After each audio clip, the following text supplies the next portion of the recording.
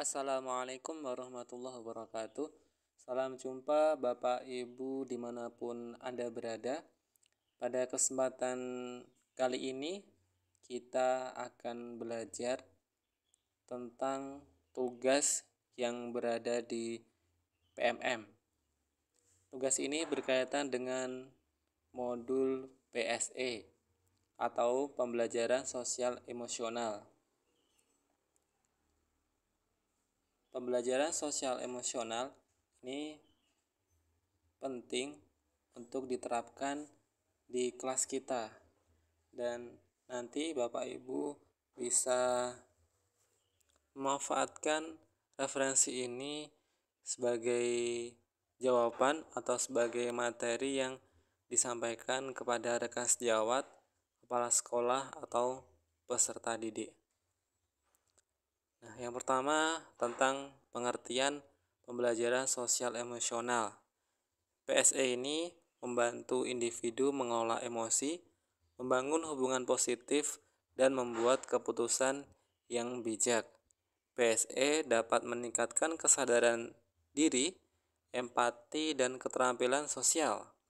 Jadi, siswa nanti diharapkan setelah mendapatkan materi ini bisa mengolah emosinya sendiri, bisa membangun hubungan positif dengan teman-teman siswa, kemudian membuat keputusan yang bijak. Dan dengan PSE ini nanti diharapkan siswa lebih sadar lagi, lebih empati, dan memiliki keterampilan sosial yang nantinya akan membantu siswa sebagai seorang individu yang dapat menghadapi segala tantangan hidup. Dan kedepannya PSE di dunia profesional dapat menciptakan lingkungan kerja yang kolaboratif dan produktif, sehingga di lingkungan kerja tersebut akan tercipta hubungan yang baik, kemudian bisa menyelesaikan konflik dan mampu bekerja dalam tim. Hal ini bisa menjadikan organisasi lebih baik lagi, dan individu yang berada dalam organisasi itu bisa juga lebih baik. Nah, kalau definisi dari PSE yaitu pembelajaran sosial yang mendorong individu untuk melatih kemampuan sosial dan emosional untuk kesuksesan dalam kehidupan. Jadi Bapak Ibu sekalian, keterampilan sosial dan emosional ini haruslah terus diasah setiap hari dimanapun Bapak Ibu berada atau siswa-siswi Bapak Ibu berada, harus selalu diasah. Nah, jadi yang diasah apa saja? Yang pertama tentang emosi. Kemudian membangun hubungan yang positif dan membuat keputusan yang bijak. Emosi ini berkaitan dengan diri sendiri individu tersebut ketika menanggapi suatu kondisi tertentu. Misalnya ketika nilainya kurang bagus, emosinya akan menjadi jelek karena nilainya juga tidak bagus. Akan tetapi kalau siswi Bapak Ibu itu dapat mengerjakan tugas kemudian mendapatkan nilai yang baik, maka emosinya juga menjadi lebih baik. Kemudian hubungan yang positif antar individu, misalnya hubungan antara teman, jadi tidak ada saling ejek-mengejek, tidak ada bullying, tidak ada kekerasan dalam sekolahan. Jadi semuanya membangun hubungan yang positif. Setelah itu siswa juga mampu membuat keputusan yang bijak. Dan manfaatnya apa? Manfaatnya siswa itu bisa mensadari dirinya sendiri. Siswa itu sadar bahwa posisinya sebagai siswa. Tugas siswa adalah belajar dimanapun siswa itu berada. Belajar kepada siapapun dan belajar kapanpun waktunya, baik di sekolahan maupun di luar sekolahan. Kemudian siswa itu bisa membangun rasa empati.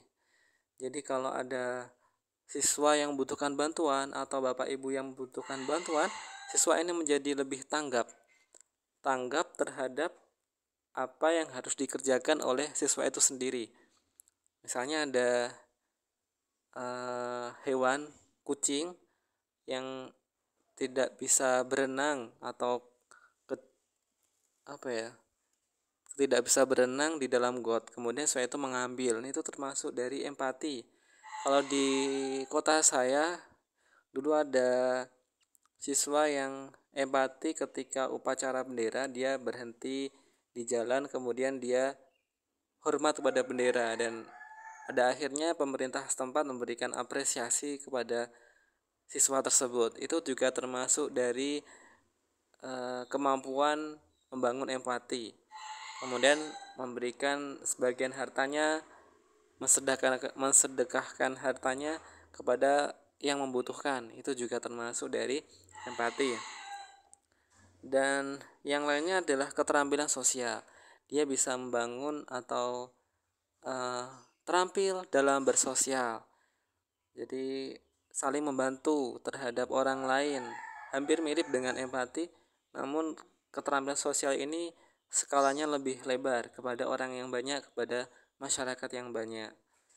Dia saling gotong royong kepada masyarakat ketika kerja bakti, kemudian ketika ada acara di tetangganya dia juga membantu, itu juga termasuk dari keterampilan sosial. Nah, dari manfaat tersebut diharapkan individu nanti bisa menghadapi tantangan hidup di masa yang akan datang. Dalam lingkungan profesional ketika kerja nanti, PSE ini berperan dalam menciptakan lingkungan kerja yang kolaboratif dan produktif. Nah, karena siswa tadi bisa sadar terhadap dirinya sendiri, bisa memunculkan rasa empati, kemudian mampu dalam keterampilan sosial, maka siswa ini nanti bisa berkolaboratif dengan lingkungan kerja, sehingga lingkungan kerja tersebut bisa lebih produktif. Berbeda ketika yang bekerja itu individu-individu sendiri-sendiri, itu akan menjadi kurang produktif. Nah, saya jadi teringat kata-kata tentang kolaboratif. Jadi kalau mau berjalan cepat, kita memang sendirian bisa, tapi kalau mau menghadapi masa depan yang lebih baik, kita harusnya kolaboratif. Nah, dengan kolaboratif ini dapat meningkatkan produktivitas suatu organisasi atau lingkungan kerja.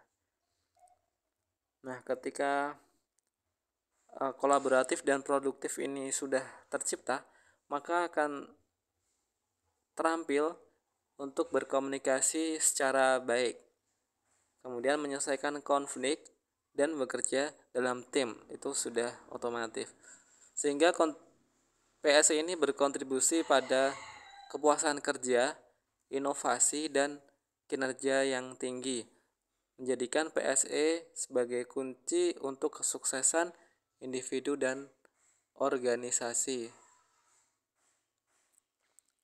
Kemudian apa keterkaitan pembelajaran sosial emosional dengan penguatan karakter profil pelajar Pancasila? Nah, ini salah satunya adalah di profil pelajar Pancasila ada dimensi profil pelajar Pancasila, yaitu beriman dan berakhlak mulia.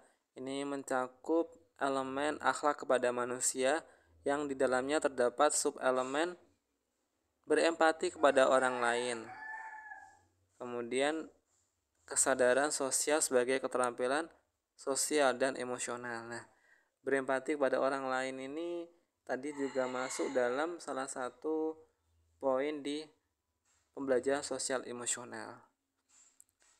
Nah, yang perlu diterapkan, yang perlu ditanamkan kepada siswa, ini ada 5 komponen, Bapak Ibu sekalian.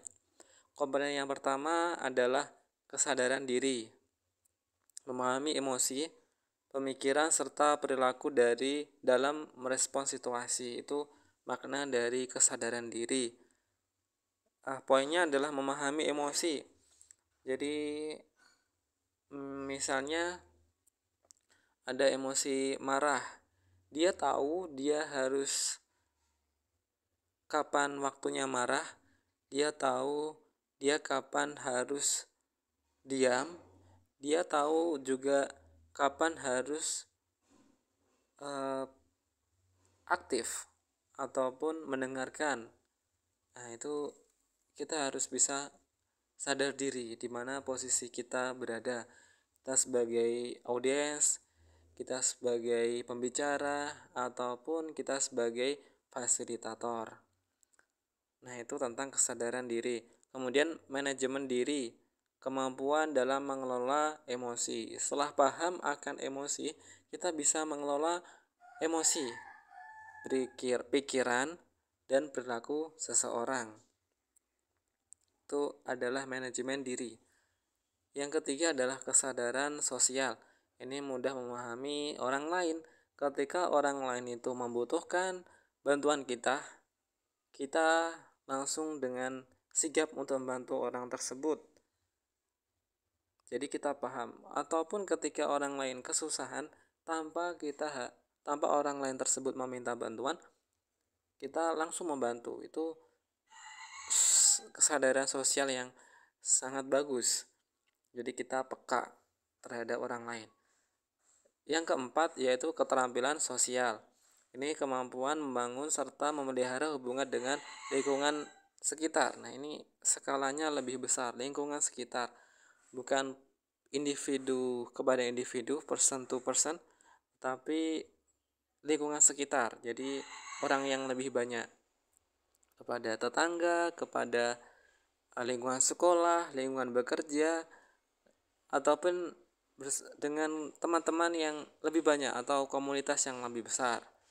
Nah, yang kelima yaitu pengambilan keputusan yang bertanggung jawab. Jadi ketika mengambil keputusan, siswa ini mampu bertanggung jawab terhadap keputusan yang diambil. Misalnya kalau sudah berada di jenjang mau lulus kemudian mau lanjut sekolah, ataupun ketika sudah lulus sekolah mau lanjut kuliah, setelah lulus kuliah atau lanjut kerja, dia bertanggung jawab atas apa yang diputuskan. Nah, ataupun yang lebih sederhana, misalnya kemampuan diri seseorang dalam memakan sesuatu makanan. Mungkin ada yang terlalu peka terhadap dingin, terhadap panas, kemudian dia mengambil keputusan ketika cuaca terik harus minum yang hangat atau minum yang dingin. Itu juga termasuk dari pengambilan keputusan yang bertanggung jawab, karena hubungannya dengan kesehatan siswa tersebut atau kesehatan individu. Nah, itu contoh dari pengambilan keputusan yang bertanggung jawab. Oke, sekian Bapak Ibu sekalian, semoga apa yang saya sampaikan ini bisa memberikan manfaat kepada Bapak Ibu sekalian atau rekan-rekan sekalian. Terima kasih atas perhatiannya. Sekali lagi semoga bermanfaat. Salah khilaf mohon dimaafkan. Assalamualaikum warahmatullahi wabarakatuh.